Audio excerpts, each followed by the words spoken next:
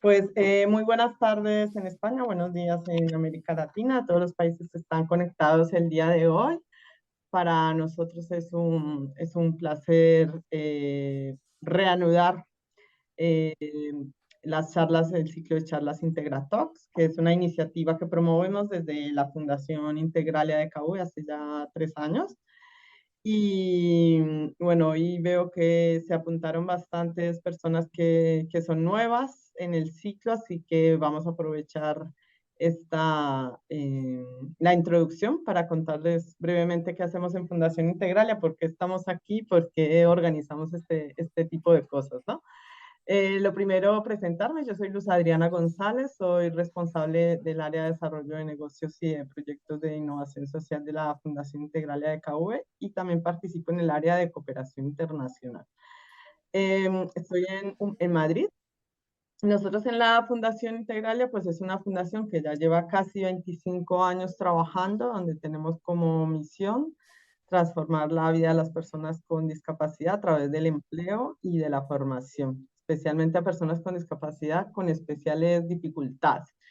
Y en este sentido, pues hacemos muchos programas de formación para el empleo y también en España tenemos 8 centros especiales de empleo desde donde trabajan más de 650 personas con discapacidad, especialmente nuestro principal servicio que es el de call center. Entonces tenemos plataformas de contact center a nivel nacional desde el cual prestamos servicios a empresas y también damos trabajo a personas con discapacidad. Y en paralelo desarrollamos varios programas de formación, especialmente formación en temas de atención al cliente, pero también promovemos la formación en temas digitales, porque también estamos muy interesados en que las personas con discapacidad podamos incursionar en otros sectores y que nos actualicemos, que podamos romper el tema de la brecha digital, que precisamente es uno de los temas que vamos a hablar en la sesión de hoy dedicada al tema de la accesibilidad, que precisamente la accesibilidad puede ser una barrera muy grande, no solamente la accesibilidad física, sino también la accesibilidad digital. Puede ser una barrera muy grande a la hora de facilitar tanto la formación, el empleo, la comunicación, la participación de las personas con discapacidad y por eso hemos querido traer este tema hoy. Desde Fundación Integralia tenemos también, además de nuestro trabajo en España, trabajamos en otros países, tenemos una larga trayectoria ejecutando proyectos de cooperación internacional. Hemos estado en India y también en Perú, en Chile, en Colombia y también en Europa, en otros países como Portugal. Entonces, a lo largo de nuestro trabajo, pues vamos teniendo construyendo una red de aliados, de socios, de otras entidades que también se dedican a mejorar la vida de las personas con discapacidad. Y por eso creamos este ciclo de charlas Integra Talks, que es un ciclo de charlas para compartir experiencias, conocimientos, no solamente desde Fundación Integralia hacia el resto de entidades que participan, sino entre todas. Por eso, en algún momento siempre estamos abiertos a que nos propongáis temas que creéis que desde vuestras entidades podéis compartir con nosotros y de esa manera pues intercambiar conocimiento de hacer que el trabajo que hacemos en nuestro día a día sea mucho mejor. Así que sin más preámbulos, voy a presentarles a los invitados del día de hoy. Por un lado, lo primero, saludar a Cintia Ollarse, que es la persona que está haciendo la interpretación en lengua de signos chilena, que pertenece a la Fundación SOFAN desde Chile, que nos acompaña habitualmente en este ciclo de charlas para precisamente mejorar la accesibilidad de esta iniciativa. Y por este otro lado tenemos a José Miguel Porquet, que es el principal, ¿no? La persona que nos va a dar la charla el día de hoy, que José Miguel es el coordinador de negocio digital de la Fundación Integralia, tiene bastante experiencia en temas de accesibilidad y la idea de la sesión de hoy es que todos nos vayamos con unos tips generales de cómo hacer más accesibles nuestras comunicaciones, nuestros documentos y de esa manera también promover la accesibilidad, porque si muchos de nosotros pertenecemos a entidades o a empresas que están promoviendo la inclusión de las personas con discapacidad, pues qué menos que ser accesibles. Entonces, voy a darle la bienvenida a José Miguel. La idea sería que al final de la charla vamos a reservarnos un espacio de 5 a 10 minutos de preguntas. También podéis ir utilizando a lo largo de la charla, pues, dudas a través del chat, que la recopilaremos para que luego tengamos como una oportunidad de compartir y debatir al respecto. Así que, José Miguel, bienvenido. Hola, muchas gracias, Luza. Buenos días y buenas tardes a todos los asistentes a esta sesión.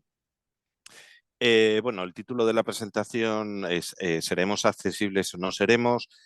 Lógicamente, en el mundo actual, el poder dotar de accesibilidad a los recursos digitales es imprescindible por todos los aspectos que ha estado comentando Luza en la presentación de esta ponencia. Y hoy quiero que nos centremos en una serie de tips que vamos a ir viendo en las siguientes diapositivas, donde nos vamos a poner el foco tanto en los correos electrónicos, los documentos de Office. Vamos a ver algún ejemplo y algunos tips para Word, para Excel y para PowerPoint. Y por último, sí que comentaremos pues alguna herramienta, ¿no?, que nos pueda resultar útil para poder comprobar la accesibilidad de nuestros documentos digitales. Todos estos tips no son al final definitivos para que un documento electrónico sea accesible, pero sí que nos van a facilitar en parte cumplir con los criterios de accesibilidad. Supongo que se estará viendo mi presentación, Luza. Sí, así es, adelante. Vale, perfecto. Pues bueno, vamos a comenzar. En primer lugar, el objetivo de la presentación, ¿no? Se trata de que podamos abordar en esta presentación una serie de buenas prácticas para que nuestras comunicaciones y documentos sean más accesibles. Y como he dicho al comienzo, pues vamos a centrarnos en correos electrónicos y documentos de la plataforma de Office, de Word, de PowerPoint y de Excel. Posiblemente podáis comentar de que utilicéis otro tipo de software, LibreOffice, OpenOffice, o a lo mejor un software que sea propietario de iPhone, ¿no?, de Apple. Eh, no os puedo dar pautas y tips sobre esas herramientas porque no las tenemos en nuestro uso diario, pero si tiene alguna consulta o algún interés, nos la puede dejar en el chat y con el equipo investigamos al respecto y os podemos comentar algo, ¿vale? También veremos alguna herramienta externa que ayudan a elaborar documentos accesibles. En el mundo digital, cuando se habla normalmente de documentos digitales, siempre se hace referencia a los documentos PDF y por ese motivo comentaremos un poco de Adobe Acrobat.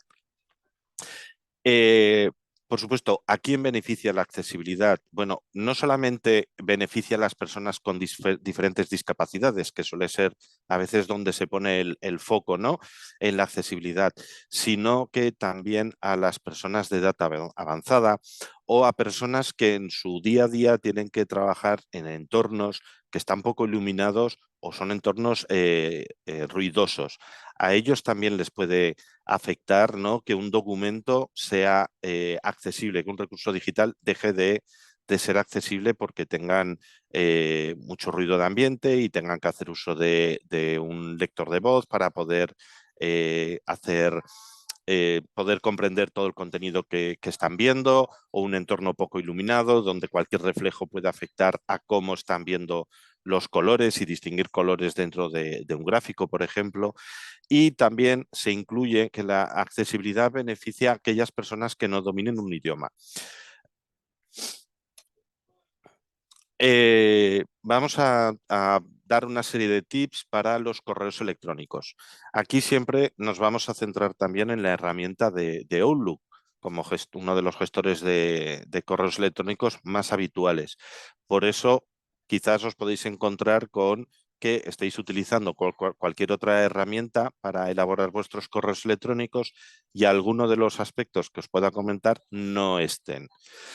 Bueno, lo primero, lo principal, usar un tamaño de letra que evite adornos. Lo que sería tipos de letras sans serif Y un tipo de letra recomendable podría ser el Arial.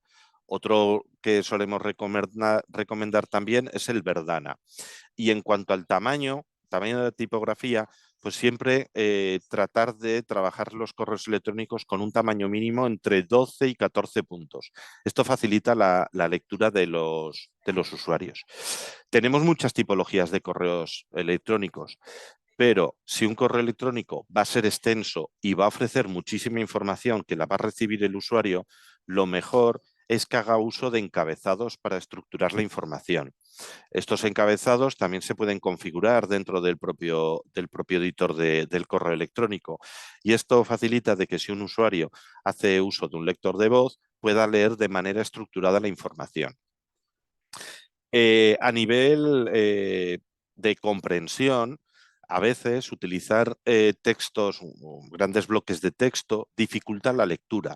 Por eso, también para tener un concepto de síntesis dentro de nuestros correos electrónicos, podemos hacer uso de las listas. Es también algo recomendable. Si vamos a enumerar distintos puntos, pues hacer uso de unas listas para que el correo electrónico quede mejor estructurado.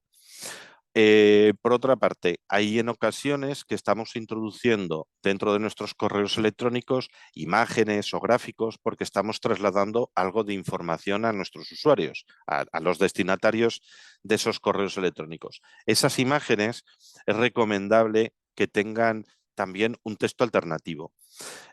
¿Para qué es útil el texto alternativo de una imagen? Es útil para aquellos usuarios que no lean de manera visual el correo electrónico, sino que se apoyen con un lector de voz. Puede haber una imagen que sea meramente decorativa. En ese caso podemos obviar el añadir un texto alternativo, pero nos podemos encontrar con imágenes que insertemos en el cuerpo del texto del correo electrónico que sí que estén aportando información. Puede ser un gráfico, puede ser una fotografía de una pieza, por ejemplo. Entonces, siempre es interesante que tenga un texto alternativo, que debe de describir qué es lo que está mostrando la imagen. No basta con poner es una imagen o fotografía de algo genérico, sino que si hay que detallar algún aspecto fundamental de la imagen y qué es lo que queremos transmitir con nuestro correo electrónico, también incluirlo en el texto alternativo. En ocasiones también se puede sustituir el no incluirlo en el texto alternativo porque hemos hecho o hemos dado una explicación muy detallada, pero siempre es una buena recomendación que cualquier imagen que explique algo dentro del correo electrónico tenga un texto alternativo. A nivel cognitivo, eh, lo que tenemos que procurar es utilizar un lenguaje sencillo, utilizar frases cortas, bien estructuradas, con su sujeto, su verbo, su predicado, y a ser posible que los párrafos también sean cortos. No se suele recomendar que tenga más de 4 líneas un párrafo de texto. La herramienta de Office Online y el gestor de correo electrónico de Outlook permite que podamos comprobar la accesibilidad. Sería hacer ahora un cambio un poco loco entre la presentación y la aplicación de correo, pero es muy sencillo acceder. Nos vamos al menú superior, elegimos la opción opciones, valga la redundancia, y veremos que en el lateral izquierdo, en el submenú con iconos, nos aparece un icono, ¿de acuerdo?, que es el comprobador de accesibilidad. Al pulsar sobre el comprobador de accesibilidad, nos va a mostrar una especie de pop-up dentro de la aplicación de correo donde nos va a dar una serie de recomendaciones para que nuestro correo electrónico sea lo más accesible posible. Hay un aspecto dentro del correo electrónico que muchas veces olvidamos, y nosotros los primeros, que es la accesibilidad dentro de la firma. Si la firma es tan importante en un correo electrónico que permite al usuario que pueda contactar con nosotros, sea respondiendo a nuestro correo electrónico, sea facilitándole el enlace a nuestra página web o incluso incluyendo un número de teléfono, deberíamos de alguna manera hacer que la firma fuese accesible. hay en ocasiones que como firma se incluyen una imagen, se pega una imagen donde están recopilados esos datos. Eso no dota de accesibilidad a la firma de nuestro correo electrónico. Hay una serie de consejos, ¿no?, generales para los documentos. Es al asignar el texto alternativo en las imágenes, que lo hemos explicado antes, el añadir texto descriptivo en los enlaces. No nos ciñamos a añadir un enlace en nuestros correos electrónicos con cualquier otro tipo de documento, simplemente con el enlace.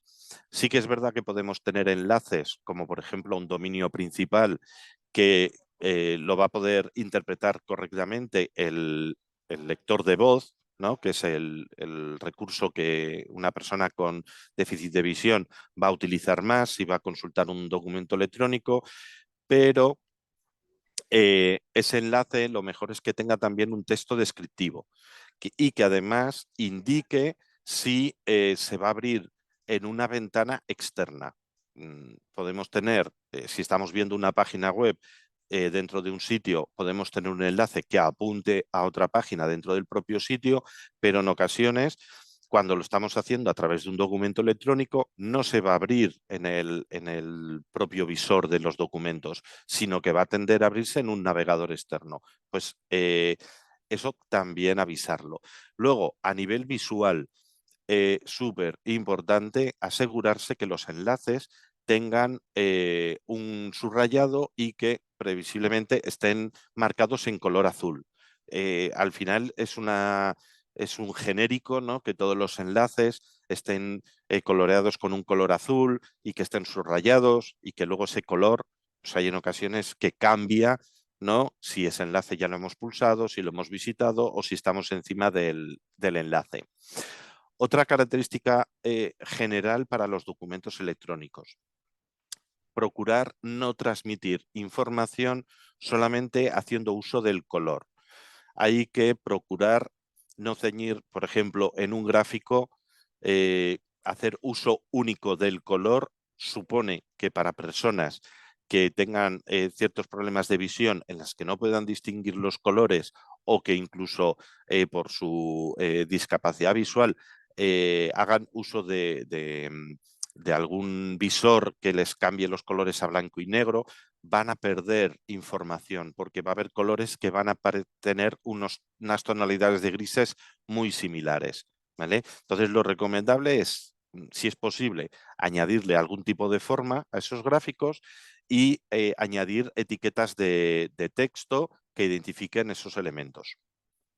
José Miguel, disculpa, te interrumpo. También aquí anotar, por ejemplo, que no sería correcto decir en un correo electrónico, pues todo lo que está subrayado en rojo será esto, lo subrayado en azul, aquello, porque claro, si vuelvo al ejemplo que nos acabas de decir, Sí, ahí estoy remitiéndome a temas de colores que no todo el mundo va a poder percibir según la discapacidad. exacto. Entonces, sería Eh, mejor evitar ese tipo de comentarios, ¿no? evitarlo correctamente.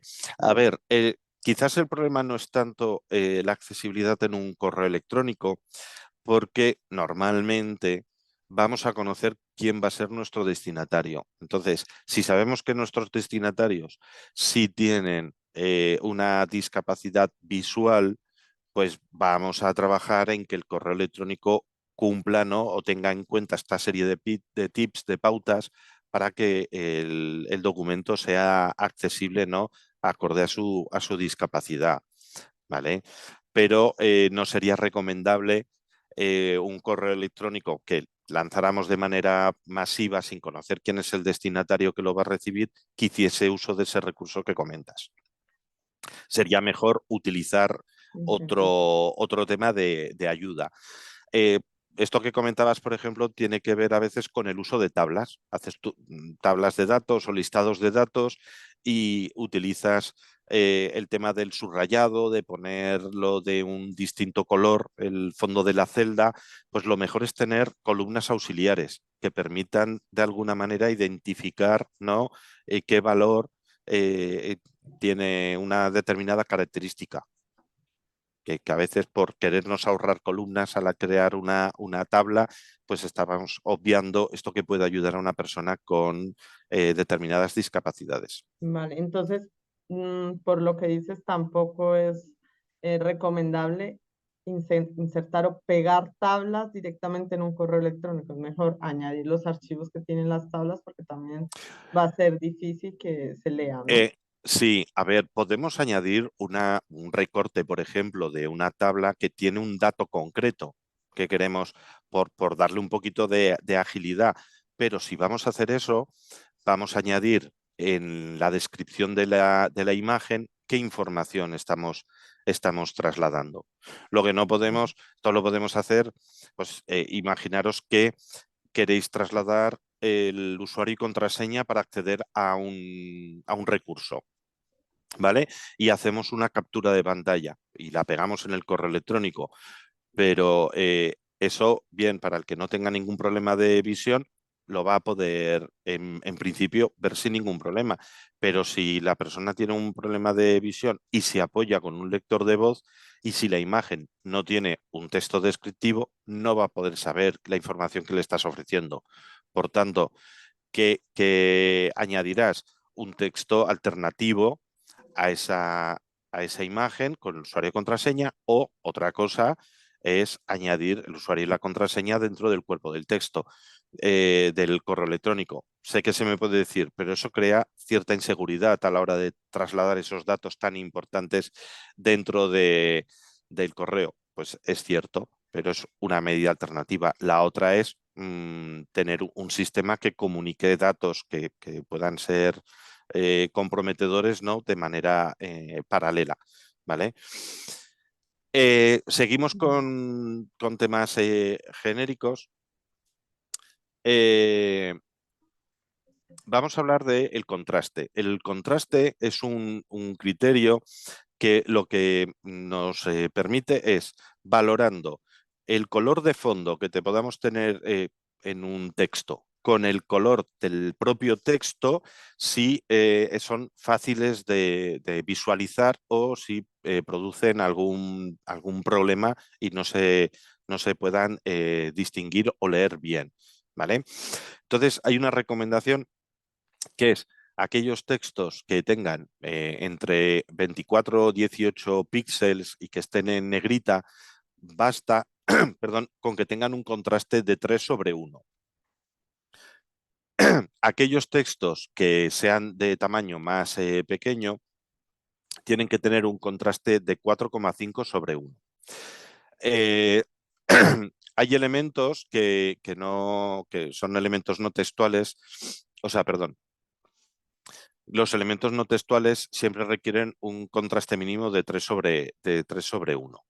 Para poder comprobar el contraste en nuestros documentos, tenemos una herramienta que podemos instalar en nuestros equipos informáticos. Esta herramienta se llama Color Contrast Analyzer. Luego, si acaso, os comparto el enlace de la página web. Es un programa que se puede instalar tanto para Windows como para Mac. Es muy sencillo de utilizar. Nos va a mostrar una pantalla como la que se puede distinguir en la imagen, donde estamos viendo lo que es el color de fondo. Podemos darle el marcado en hexadecimal, en RGBA, etcétera, y el color del primer plano. El color del primer plano siempre sería el color de la letra, y el color de fondo, pues lo que podemos tener en el documento. Si hacemos uso de color blanco, pues será FFF, y si fuese otro color, pues otro color. Y ahí nos va a dar una serie de respuestas en base a las VCAG, a los criterios de accesibilidad que marca el Consorcio de Internet, en su nivel. Actualmente, la última comprobación que hicimos estaban en la 2.1 y nos va a decir si cumplen el criterio de contraste, ¿no?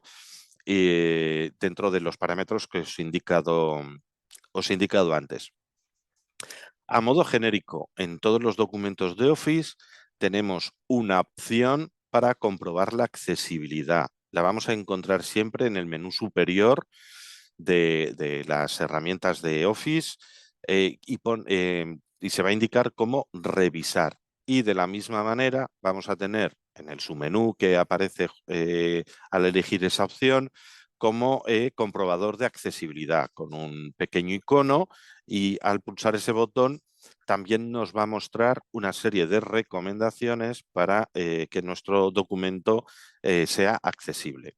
Luego, si da tiempo, os mostraré algún ejemplo para que podáis verlo en funcionamiento. Nos vamos a centrar en los documentos de Word, aunque algunos de los aspectos ya los he comentado antes. A la hora de trabajar en un documento de Word, es muy útil y muy recomendable hacer uso del panel de estilos. Si conocéis la herramienta de Office, sabéis que el panel de estilos viene ya con unos estilos definidos dentro de la propia herramienta que se pueden cambiar, ¿no? Y entre esos estilos está el de los encabezados. La recomendación que se puede extender a cualquier tipo de documento, pero en un documento de Word es muy recomendable, es hacer uso ordenado y consecutivo de los encabezados. Si tenemos un encabezado que lo tenemos marcado como título 1, posteriormente haremos uso del encabezado denominado título 2 y seguiríamos con el título 3. Lo que no es recomendable es comenzar con un título 1, luego saltar al título 3, luego saltar al título 2, porque a lo mejor en el panel de estilos los tengamos configurados pues, con una tipografía, con un color o con un tamaño que nos resulta más útil a cómo nosotros queremos estructurar el documento. Si lo vamos a hacer, hagámoslo de manera consecutiva. ¿Vale?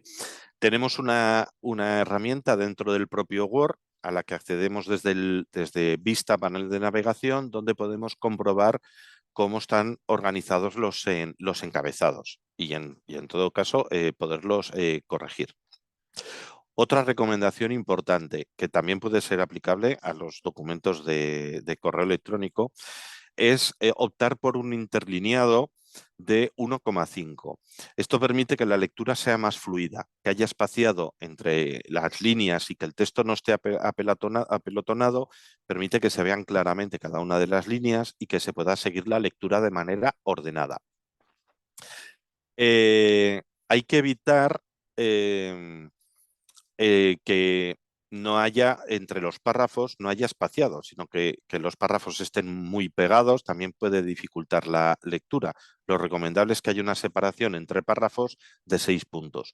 Puede ser más, ya depende un poco del criterio, ¿no?, del quien esté elaborando ese documento, pero un mínimo de 6 puntos entre separación de los párrafos. Esta es una característica que podéis configurar perfectamente dentro del propio Word, y que os la va a respetar en todo el documento. A la hora de emplear un tamaño mínimo de letra, lo recomendable siempre entre 12 y 14 puntos para la letra menor. O sea, he comentado antes del uso de los encabezados, ¿no?, y de tener un panel de estilos.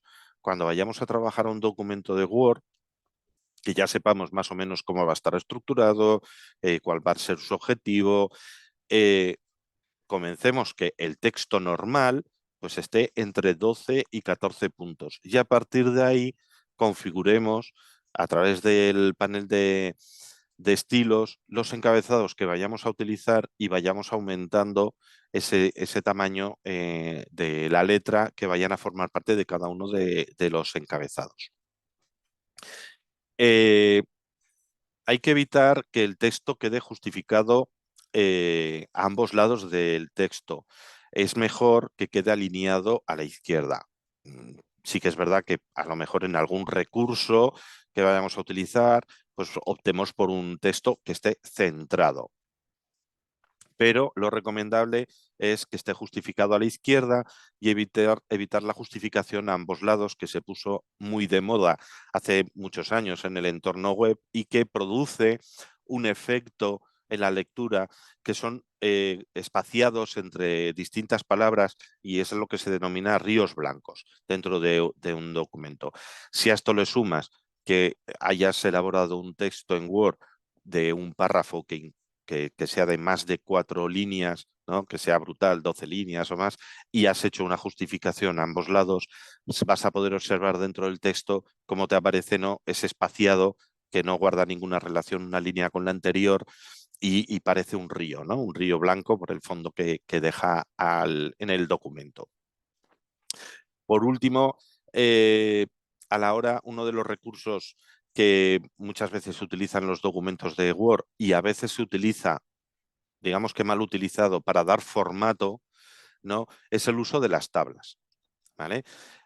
Las tablas, el uso de tablas para dar formato a los encabezados o los pies de página de un documento de Word no sería recomendable hacerlo. Es mejor utilizar otro tipo de recurso. Y dentro de los documentos, a la hora de que tengamos, creemos unas tablas, tenemos que hablar que las tablas siempre tienen que ser lo más sencillas posibles.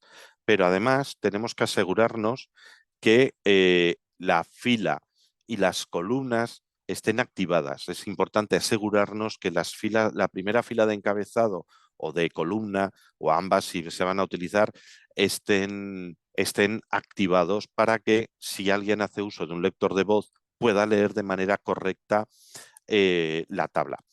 Otra opción, otra recomendación es que si la tabla ocupa más de una página dentro de nuestro documento, también la primera fila, que son las columnas, el nombre de las columnas, o la primera columna, si tiene datos, que se repita, ¿no?, en todas las repeticiones que pueda haber de la tabla extendiéndose dentro del documento. José Miguel, respecto a Dime. las tablas, también entendemos que el tema de los colores aplica, es decir, es una Mm, cosa transversal que no deberíamos de olvidarnos cuando dices que lo ideal es que hagamos unas tablas sencillas, eso implica también que utilicemos el mínimo de colores en las tablas para poder facilitar el tema de la lectura y que no se nos olvide los... Sí, a ver, con las tablas tiene mucho sentido. Tú puedes utilizar en un documento de Word, eh, puedes utilizar colores. De hecho, es uno de los recursos que nos permite Word.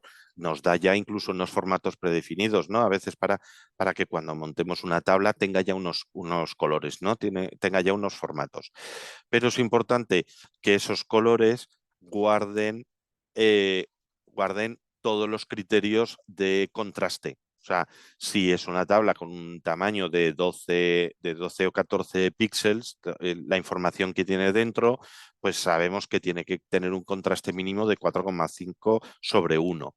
¿Vale? Entonces, el uso del color para identificar la cabecera, para no tener que cada línea alterna dentro de la tabla tenga otro color, lo podemos hacer, pero teniendo en cuenta que debe de cumplir el criterio de contraste. Una cosa que nos encontramos mucho en muchos documentos es que queremos crear una tabla y que tenga cabida una serie de columnas, ¿no?, y una serie de filas, y entonces como vemos que no nos cabe el texto o que no nos cabe el dato que estamos introduciendo, ¿qué es lo que hacemos? Vamos disminuyendo el tamaño de la letra hasta que se ajuste, ¿no?, a nuestra idea, y entonces nos parece, oh, nos ha quedado genial.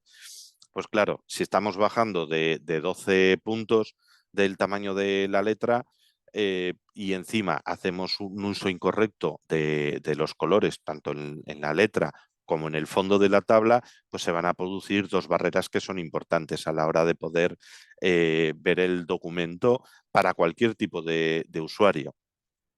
¿Vale? Muy bien. Eh, Muchas de las recomendaciones que hemos visto en correos electrónicos, las genéricas de todos los documentos y las específicas que hemos podido nombrar en los documentos de Word, también pueden ser extendibles a los documentos de PowerPoint o de Excel. ¿Vale? Eh, a la hora de elaborar una presentación de PowerPoint, lo que tenemos que tener en principio claro es a quién vamos a dirigir esa presentación y cómo la vamos a exponer. Es diferente hacer una exposición como quizás estamos haciendo ahora, ¿no? De manera online, que hacerla en público, donde en público pues vamos a tener que tener en cuenta el contraste de los colores que estemos utilizando, tanto de las tipografías, tanto de las letras como de los fondos, y el tamaño para que los textos sean legibles. Aquí, cuando estamos diseñamos una presentación de PowerPoint que luego vamos a presentar de manera presencial, en un aforo, en una pantalla que va a estar a nuestras espaldas, el tamaño mínimo recomendable es de 30 puntos. Pero va a haber en ocasiones que incluso vamos a tener que ser lo suficientemente precavidos para poderlo comprobar in situ, porque a lo mejor hemos pensado 30 puntos, que es un tamaño idóneo, y nos encontramos que es una sala que es muy fonda, que está muy alejado todo el público dentro de la sala y en 30 puntos no va a poder ver, ¿no? Si la información es o va a resultar útil para el usuario que está asistiendo a esa presentación, pues lógicamente tenemos que adaptarla al tamaño de letra. Observaréis que en muchas presentaciones se hace uso escaso de letra, no se tiende a dar mucha información, sino que se da algún pequeño tip, una frase en un tamaño considerable, y luego ya es el ponente el que va desarrollando el tema. Muchas veces se hace para justamente evitarte, ¿no? ese problema de que las personas que están más lejos no puedan ver o captar la información que se quiera transmitir. PowerPoint. Algo muy recomendable dentro de las presentaciones de PowerPoint. Cada una de las páginas que tiene la presentación es súper recomendable que tenga un título específico. Cada una de las diapositivas tiene que tener un título, aunque pueda estar oculto, ese título es muy útil para los lectores de voz, ¿no? Y que pueda identificar cómo es el orden de lectura de los elementos, que pasa a ser la siguiente recomendación o tip. Cuando diseñamos una presentación de PowerPoint y esta presentación se comparte a otros usuarios, se comparte el PPT, el PPTX, ¿no? O incluso se transforma en un PDF. Muchas veces cuando nos ponemos a elaborar esa presentación, comenzamos con lo fácil, ¿no? Con la información que tenemos, la vamos trasladando, la vamos volcando, y después pues añadimos los elementos a lo mejor que son complementarios. A lo mejor añadimos un gráfico, a lo mejor añadimos una tabla, porque nos parece que estamos aportando más información, pero todos esos elementos que estamos añadiendo a posteriori ya no están respetando el orden de lectura dentro de la presentación que estemos haciendo. Además, a lo mejor los estamos ubicando en un sitio nuevo dentro de la presentación, por lo que también tenemos un panel, ¿vale? Al que accedemos desde inicio, organizar, panel de selección, donde nos va a mostrar todos los elementos que hemos introducido en una de las páginas de la presentación. Y el orden de lectura siempre irá de abajo hacia arriba, ¿vale? Lo digo para que podamos identificar todos los elementos. Entonces, siempre siguiendo esta recomendación, el primer elemento que nos vamos a encontrar en el orden de lectura va a ser el título que le hayamos dado a esa página específica dentro de la presentación. Una recomendación es que hagamos uso del patrón de diapositivas. El patrón de diapositivas, excepto alguna rara excepción que a lo mejor nos podamos encontrar, va a cubrir, ¿vale?, esa parte de accesibilidad a la hora de mostrar nuestras diapositivas. O sea que podéis probar esa herramienta para ir viendo cómo configurarlo. Lo mismo que con los documentos de Word, el uso de, en el patrón de diapositivas, hacer uso de tablas para marcar partes del encabezado o del pie de la presentación tampoco es recomendable, ¿vale? Y va a haber elementos, por ejemplo, el logotipo de nuestra empresa que se va a repetir en cada una de las diapositivas. En lugar de introducirlo de manera individualizada en cada una de las páginas, podemos hacer uso del patrón de diapositivas para introducir esos elementos que siempre se van a repetir dentro de la presentación e identificarlos si son elementos decorativos, que la mayoría de las veces van a ser elementos decorativos, y vamos a poderle indicar al propio PowerPoint a la hora de hacer la revisión de la accesibilidad que es un elemento decorativo. Y si no lo fuese, recordar añadirle los textos alternativos para describir qué estamos ofreciendo. ¿Vale?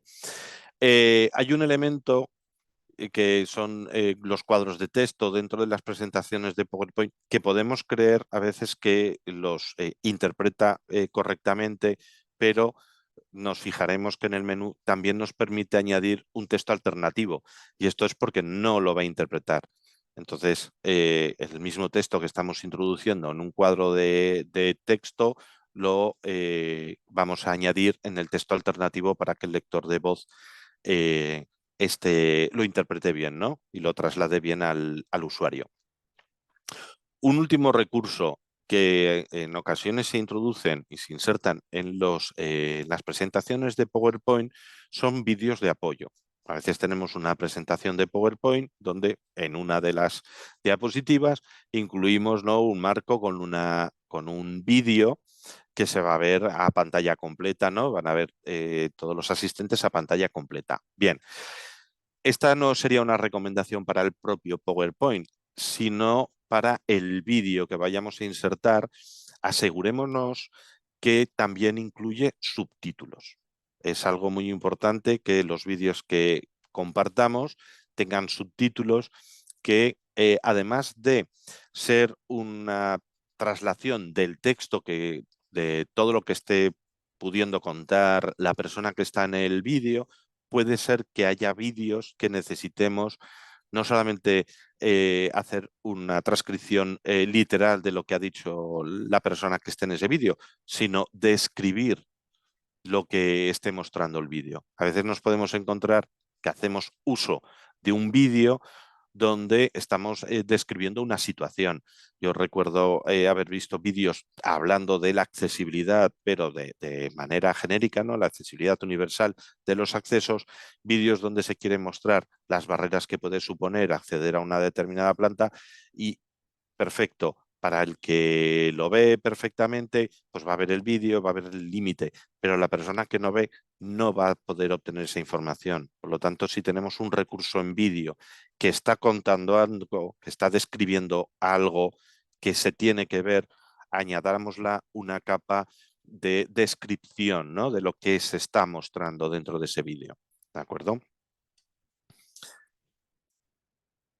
En hojas de cálculo de Excel, bueno, podemos hablar de muchos tipos de documentos de Excel, de más, menos extensión, pero hay una recomendación clave, que es: no nos conformemos con mantener el hoja 1, hoja 2, hoja 3 dentro de nuestro documento de Excel. Identifiquemos cada una de las pestañas con un nombre significativo y que aporte información al usuario de qué es lo que se va a encontrar cuando está entrando dentro de ese documento de Excel, que se va a encontrar dentro de cada una de las pestañas. ¿Vale?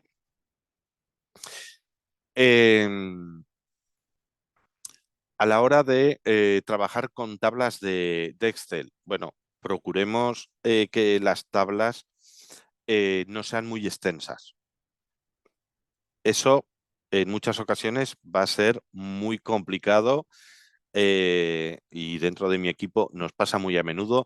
Trabajamos con documentos de Excel que son verdaderas sábanas de datos, pero pensemos en quién va a ser el público, ¿no?, quién va a trabajar con ese documento, y tengámoslo en cuenta. Hay veces que utilizar una tabla simple nos va a... y solamente porque va a ser una tabla que va a mostrarse en una única pestaña y van a ser por ejemplo, un resumen de datos va a ser mucho más útil que tener una pestaña con una sábana de columnas y de filas. O sea, pensemos que podemos tener una tabla de datos con toda la información, pero luego tener distintas pestañas para poder mostrar datos específicos de manera más simple, ¿no? Datos resumidos. Aquí es útil el uso de las tablas combinadas, ¿no? De las tablas dinámicas, donde podemos ir mostrando distintos datos al usuario dependiendo de la necesidad. Uno de los recursos que es muy utilizado en Excel son los gráficos. Y aquí sí que los gráficos, Excel sí que tiene una amplia batería de gráficos que nos permiten utilizar, de barras, de sectores, eh, pero tenemos que tener en cuenta el uso de los colores. Nosotros podemos tener un gráfico que tenga por ejemplo, una rueda de colores, y si solamente nos centramos en el uso de los colores, a lo mejor un usuario con una deficiencia visual o que resulta que al final vaya a ver ese resultado del gráfico en tonalidades de grises, no va a poder ver nada. Entonces aquí volvemos a la recomendación que dábamos al inicio de que los colores no basar únicamente en colores, sino utilizar tramas o utilizar un elemento gráfico y además poderle añadir esas notas que nos permite Excel con el valor, ¿no? Y con el dato. Y si a esto le podemos unir que podamos añadir la tabla, ¿no? Que se ve con los datos, pues ya estamos ofreciendo más información. Por último, cuando tengamos archivos muy complejos que los tengamos que hacer llegar a un público bastante amplio, procurar añadir una pestaña con instrucciones que permitan saber cómo manejar o cómo interpretar la información que se está ofreciendo dentro del documento de Excel. Tenemos más tips, pero que serían los mismos tips que hemos estado comentando en los anteriores, ¿no? O muy similares. Bueno, al final, cuando trabajamos en un documento electrónico, y es lo que comentaba al principio, normalmente elaboramos el documento en Word, a lo mejor elaboramos en PowerPoint, incluso en ocasiones hemos elaborado algún documento y lo hemos creado en Excel, pero para poderlo transmitir o trasladar a nuestro público objetivo, ¿qué es lo que hacemos? Lo exportamos a PDF, ¿no? Un documento electrónico, portable, ¿no? Que tiene su propio formato y que luego lo vamos a trasladar a todo el mundo para que se lo pueda descargar. Vamos a seguir teniendo problemas de accesibilidad, aunque hayamos seguido las recomendaciones de los tips que os he comentado, aunque hayamos hecho uso de la herramienta de revisar la accesibilidad del documento, nuestro documento exportado va a poder seguir teniendo ciertos problemas de accesibilidad. Es así, ahora mismo no se puede exportar a PDF y asegurarnos que ese PDF, como hemos cumplido los requisitos de accesibilidad en el documento madre, sea plenamente accesible. Pero ya habremos avanzado una parte, ¿no? Una gran línea dentro de la producción de ese documento. Uno de los aspectos que tenemos que tener en cuenta es que tenemos que añadirle información al documento, y esto es que antes de exportar el documento le podamos añadir en archivo, por ejemplo en Word, nos iríamos a archivo, información, propiedades, y ahí podríamos configurar el título del documento. Podemos agregar el título, podemos agregar etiquetas, podemos agregar comentarios, y esto permite que esa información quede adjunta al documento PDF cuando se exporte.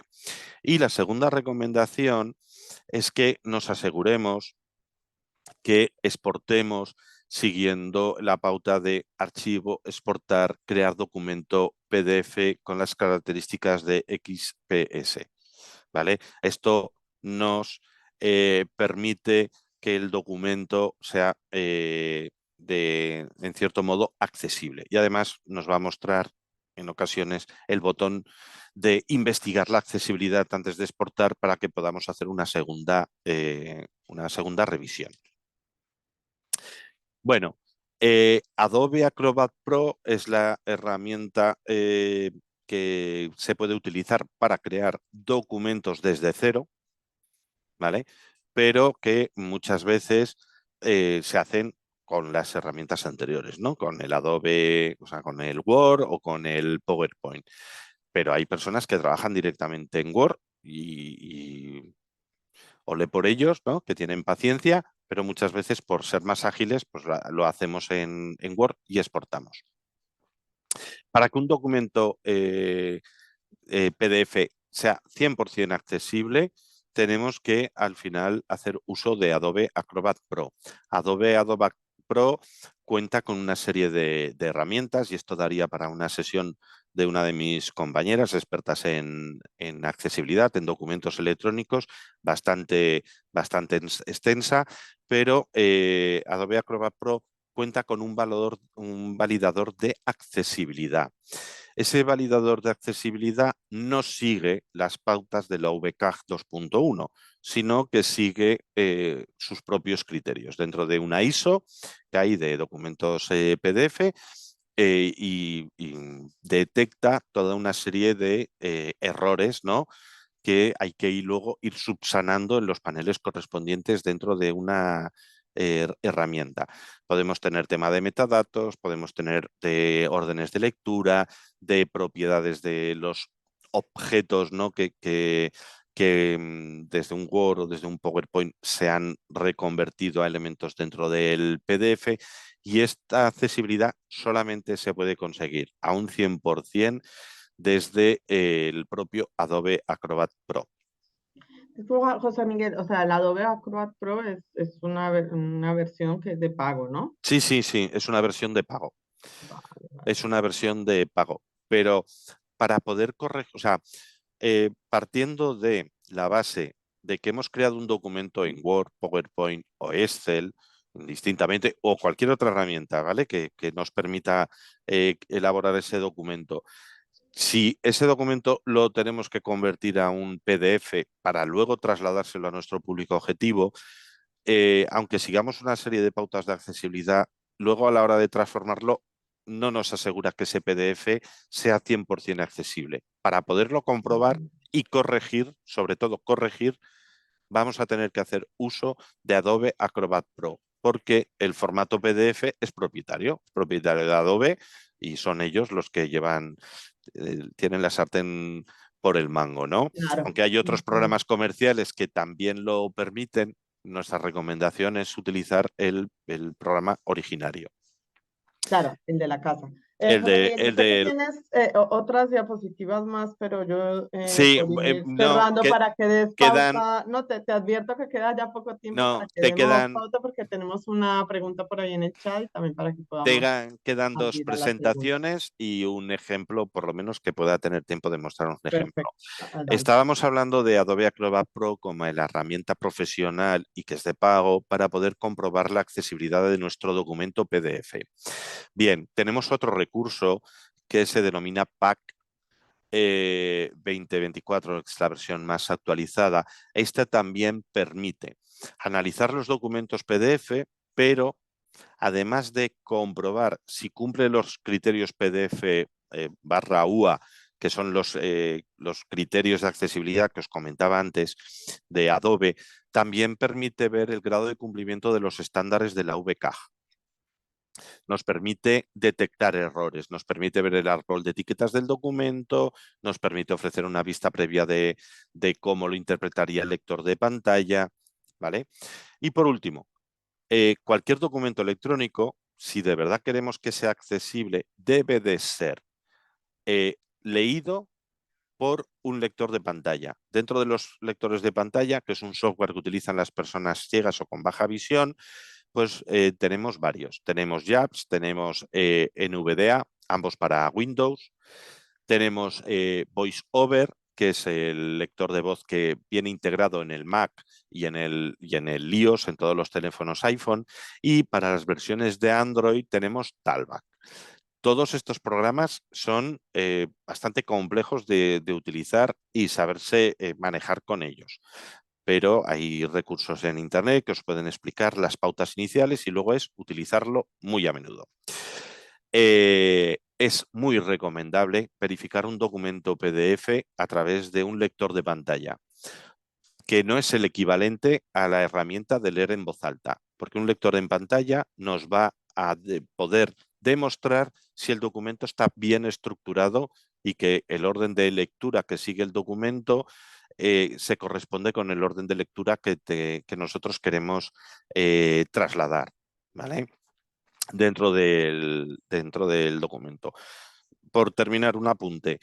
Un problema típico que a veces ocurre en documentos PDF con un lector de voz es cuando se ha maquetado el documento con dos columnas, ¿vale? Que se tiene que leer primero una columna, la de la izquierda, y después la segunda columna de la derecha. Bueno, pues nos podemos encontrar documentos que nos esté leyendo la primera línea de la columna y luego la primera línea de la segunda columna y salta a la siguiente línea, ¿vale? Hay que recordar que se lee de arriba a abajo y de izquierda a derecha. Por lo tanto, si los elementos no están correctamente identificados, ¿no? Claro. El lector de voz lo va a leer del tirón, de izquierda a derecha, cuando llegue al punto.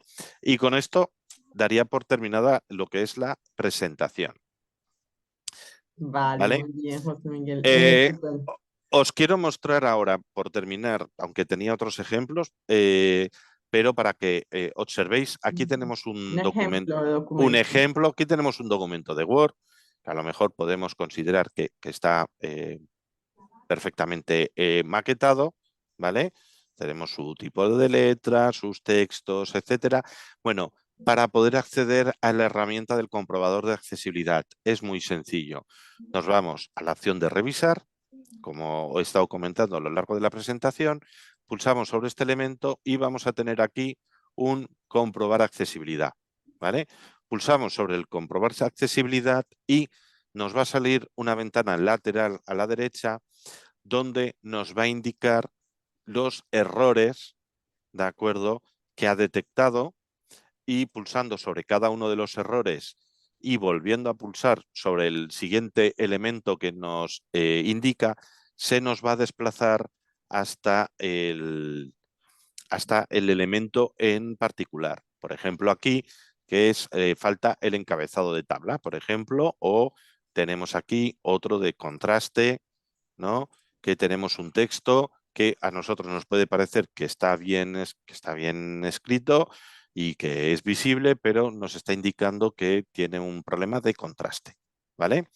Muy bien. El objetivo es que cuando hayamos podido hacer todas las comprobaciones de accesibilidad, podamos tener un documento donde hagamos la revisión de accesibilidad y, que no me deje mal, nos muestre un mensaje diciendo pues, que no se encontraron ningún problema de accesibilidad y que no habría dificultades para poder leer el documento. Y con esto ya doy por finalizada la presentación. ¿Vale? Muchas gracias. Muy bien, José Miguel, pues si te parece, o sea, te invitaría a que eso dejaras de compartir, muy bien. Y había una pregunta en el chat y luego una persona tiene la mano levantada. Entonces, lo primero nos preguntan es respecto al tema de redes sociales, ¿no? ¿Cuál sería o cómo podríamos hacer posts para Instagram accesibles? Vale. Bueno, no es el objetivo de la reunión. Los posts de Instagram. Pues todo depende de la tipología del post. Pero si vamos, normalmente Instagram permite insertar imágenes con texto, entonces procuremos que si el texto está insertado dentro de la imagen, sea legible, tenga un tamaño correcto y que lo pueda leer cualquier persona. Instagram, la ventaja que tiene es que también añade una capa donde podemos escribir ese texto de manera textual, ¿vale?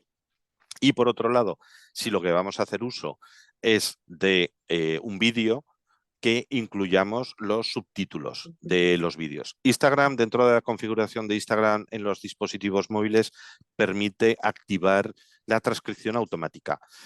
no es lo recomendable, ¿vale? Si son vídeos institucionales o comerciales, mi recomendación es que el vídeo se edite y se añadan los subtítulos, evitando la parte de abajo del vídeo. Hay que tener en cuenta cómo está maquetado Instagram o cualquier red social, porque hay elementos de interacción que utiliza el usuario que le van a impedir visibilizar de manera correcta el texto que tengamos ahí transcrito. Entonces hay que darle un poquito de altura, hay que tenerlo un poco en cuenta. Y eso valdría para cualquier red social, Bien. ¿vale? Y también entiendo que las recomendaciones para la persona que nos hizo la pregunta, las recomendaciones de tamaños de fuentes, tipos de fuentes, los contrastes, los colores que Sí, hemos dado para el resto de documentos, pues también aplica a la hora de configurar lo que son imágenes con textos en correcto. Instagram, ¿no? Sí, sí, Genial. sí.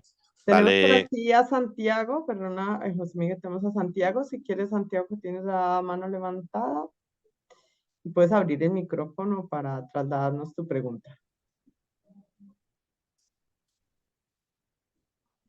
Santiago.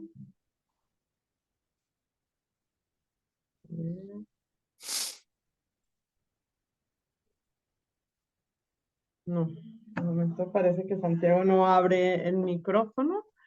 Si alguien más tiene alguna pregunta, pues aprovechemos este espacio para que le hagan llegar las consultas a José Miguel. Sí.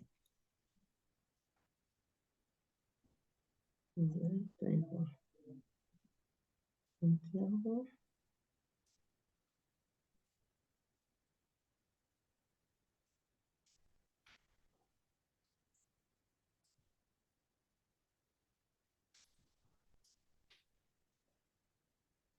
No veo.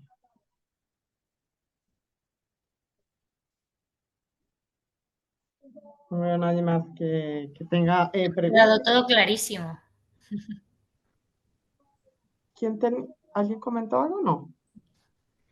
Sí, Selene, creo, sí. digo que ha quedado muy claro.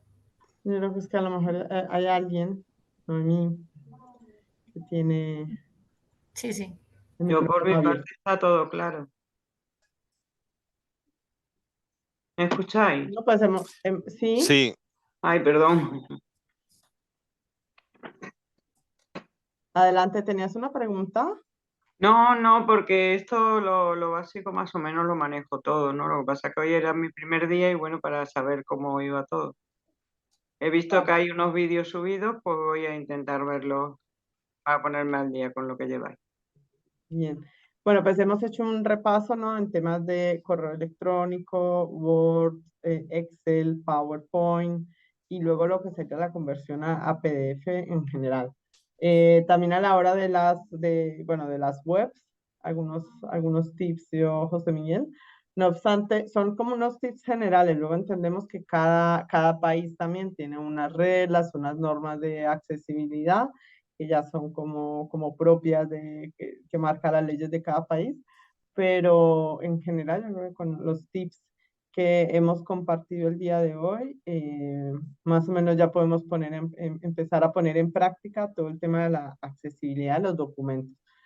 Les recordamos, porque habían preguntado en el chat, que tanto la presentación como la grabación de la reunión, de la charla, la vamos a pasar por correo a las personas que se inscribieron, junto con un test de valoración para que nos hagáis llegar vuestras valoraciones y también comentarios, sugerencias de temas y demás para tratar en otras sesiones.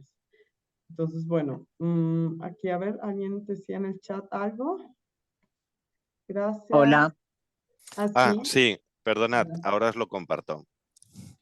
recuerda. ¿me escuchan? Sí, Hola, qué pena, no había podido reactivar el audio. es Primero, Santiago, ¿no? sí, señora Santiago. Bueno, adelante, Santiago. Primero quería dar las gracias por el espacio. Santiago Luna desde Colombia, persona con discapacidad visual. creo que es relevante también los tiempos para manejar, por ejemplo, navegar sobre páginas que de pronto son nuevas para el usuario o documentos para el usuario cuando se le entreguen, destinar un poquito más de tiempo. Normalmente pasa que cuando la página es nueva, hay veces se tiene que dedicarse un tiempo a explorarla o ciertos documentos, por ejemplo, cuando nos encontramos en Word con tablas dinámicas o alguna diferencia especial, implica un poquito más de tiempo para uno poder conocer la estructura de dicho documento, dicha página para poder resolver. Suele pasar también cuando se actualizan algunas implicaciones. Ejemplo claro, lo que está pasando con la actualización de Gmail. No sé si en España esté pasando, pero en Colombia sí. Estamos ya pasando a la vista básica, a la vista previa del correo de Gmail, y eso implica unos cambios tremendos para el uso del JAWS. Ha sido totalmente nuevo para nosotros volver a explorar el correo en esta nueva fase. Mm. Gracias.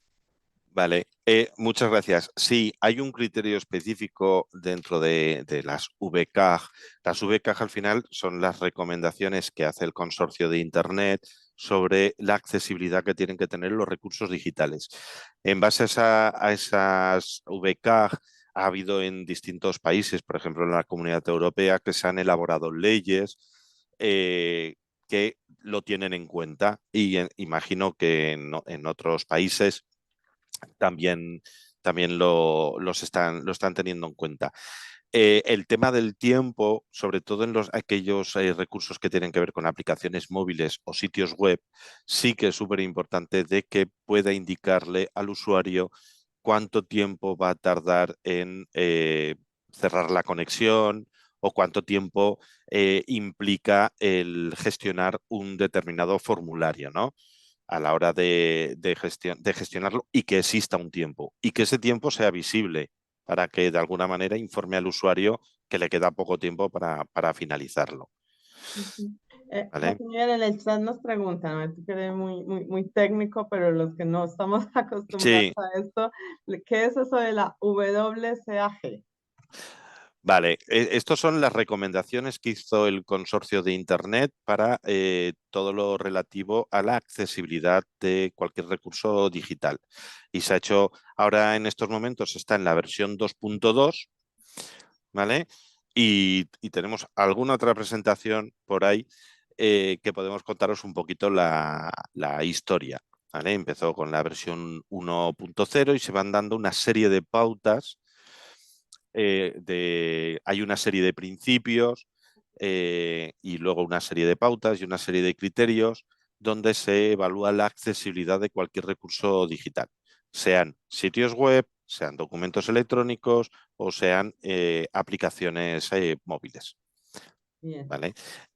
Ahora tengo por aquí, tenemos en el chat una pregunta respecto a, bueno, los lectores de pantallas, ¿no? Sí.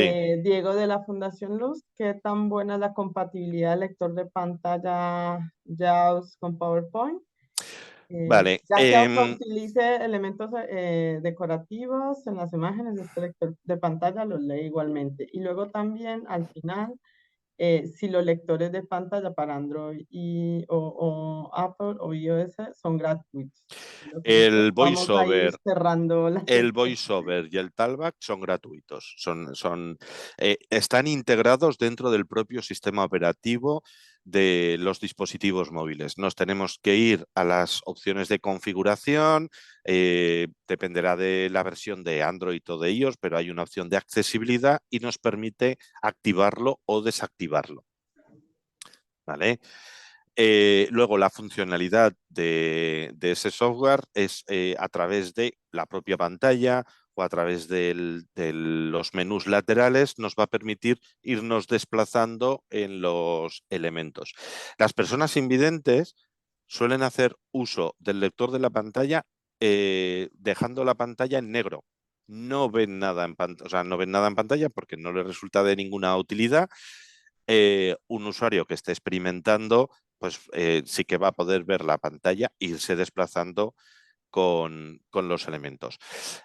Son programas que requieren de bastante práctica a la hora de utilizarlos. Yo soy un neófito total, o sea, aún estando en este mundo. Y luego, a nivel de lectores de escritorio, yo recomendaría NVDA, que es gratuito, ¿vale? Y que funciona bastante bien en Windows.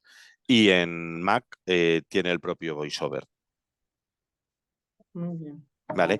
Y si te lee una imagen, un elemento decorativo, si te lo está leyendo, es que no es un elemento decorativo. O sea, si es un elemento decorativo, una imagen decorativa, no tendrá texto alternativo, pero al mismo tiempo permitirás introducir dentro del Word una indicación como que es una imagen decorativa. A ver si lo puedo mostrar ahora.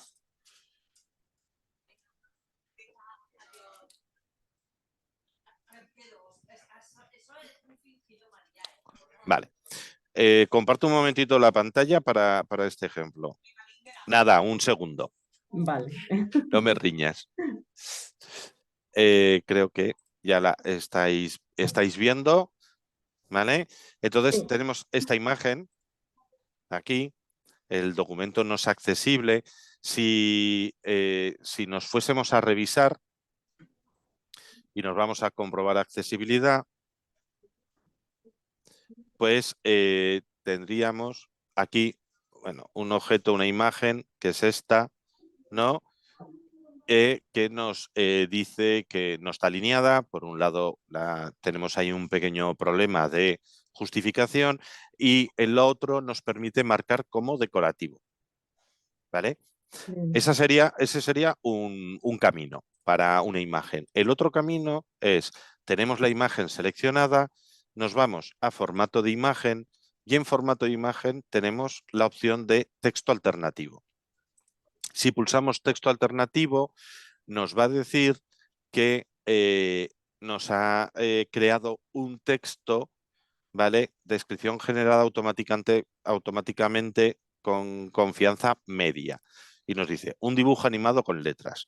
Pero este texto, si no fuese decorativa, vamos a poder escribir lo que nosotros deseemos, o si es un elemento decorativo, como sería el caso, también tendríamos la opción de marcarlo como decorativo. ¿Vale? ¿De acuerdo? Entonces, lo que puede pasar a veces es que la imagen consideremos que sea decorativa, pero se ha insertado un texto de ejemplo o automático. Hola, José Miguel. Sí. Mucho gusto. Hablas con Diego de Fundación Luz.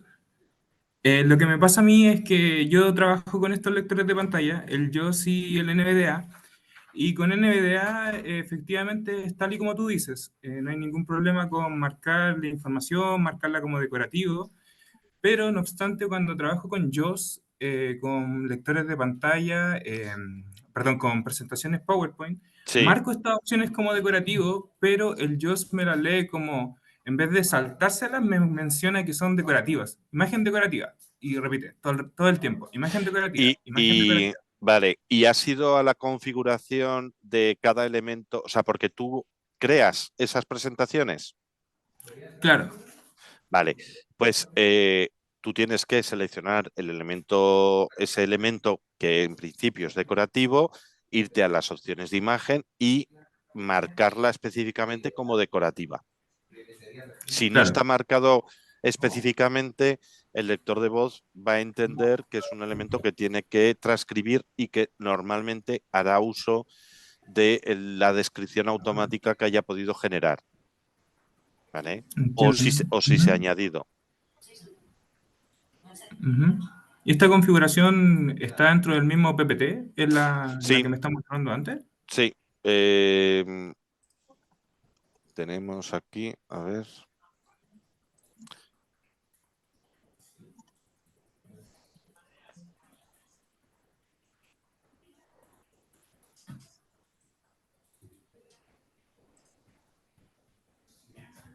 Por ejemplo, te voy a compartir otra vez pantalla. Un momento.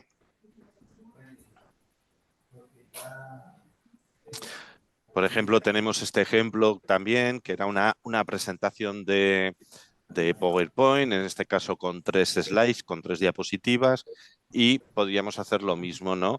Irnos a la opción de revisar, ¿vale? Comprobar accesibilidad, nos aparecería el panel lateral y, por ejemplo, nos identifica que en la diapositiva número 1 tenemos un elemento que no está identificado, que perfectamente sería esta imagen de fondo que tenemos aquí, ¿vale? Que desplazo para que se pueda distinguir claramente, y si nos fuéramos al formato de la imagen tendríamos texto alternativo. Por defecto, por el motivo que sea, nos ha puesto un texto, pero lo tenemos que marcar como decorativo. ¿Vale? Al marcarlo como decorativo debería desaparecer cualquier explicación, pero lo que podemos hacer es eliminarla y marcarlo como decorativo. Claro, lo que pasa es que yo hago eso y aún así me da la opción de, cuando lo pongo como modo presentación, me menciona que son textos alternativos. Dice imagen alternativa, o sea, Pues, perdón, es como pues texto decorativo, me dice en realidad. Vale, lo comprobar. Eso es cuando haces la presentación de las diapositivas, ¿no? Claro. Le das a la opción de presentar, ¿no? Y te la está mostrando. Pero cuando pones modo presentación y pones Pues con el JAWS, sí, exactamente, te lee así. te lo lee. Pues Sí. lo comprobaremos, ¿vale? A ver si a nosotros también se nos... ¿Qué versión de Office estás utilizando? Suelo usarlas todas en realidad porque Vale. los tipos de usuarios son variados. Entonces, utilizamos de la 3, la más nueva, hasta la 2019. Vale. A ver, no sea que tenga que ver con la versión del Office. ¿Vale? Al fin y al cabo, la accesibilidad en las herramientas de Office no se añadieron desde el principio. Es algo que llevan añadidos creo que un par de años, como Claro. mucho. Claro, pero estas herramientas de por sí, para aclarar, sirven con NVDA. Con NVDA el marcar con decorativo funciona perfectamente, pero con JAWS es el problema. Vale, pues entonces a lo mejor es un problema del propio JAWS, de cómo Un esté error, ¿no? configurado, Claro. sí. Sí, es así. Ujú. No te puedo decir nada más de esa herramienta. Nosotros utilizamos el NVDA. Ya. Y es NVDA, Tollback y el VoiceOver. Bien. José Miguel, de todas maneras en la presentación que les vamos a compartir, viene también el dato del contacto, es decir, el correo electrónico de José Miguel, por si a la hora de implementar todas estas recomendaciones que hemos dado, si tenéis alguna duda específica o en concreto, yo creo que también podemos continuar o avanzar por esa otra vía.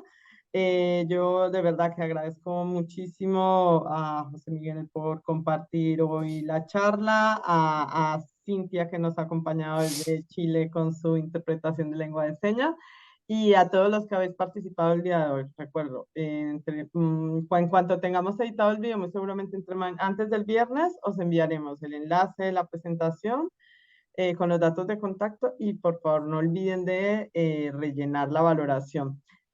Los Integratalks normalmente los programamos uno al mes o cada 2 meses, así que bueno, como seguirán en la lista de distribución al haberse inscrito en la charla el día de hoy, pues les haremos llegar también la invitación de la próxima que tengamos. Muchísimas gracias a todos y esperamos que les haya sido muy útil y recuerden aplicar todos estos tips de accesibilidad en vuestro día a día. Un abrazo, feliz resto de tarde y de mañana para todos y todas. Hasta luego. Gracias, igualmente. Gracias Hasta a luego. todos. Hasta luego.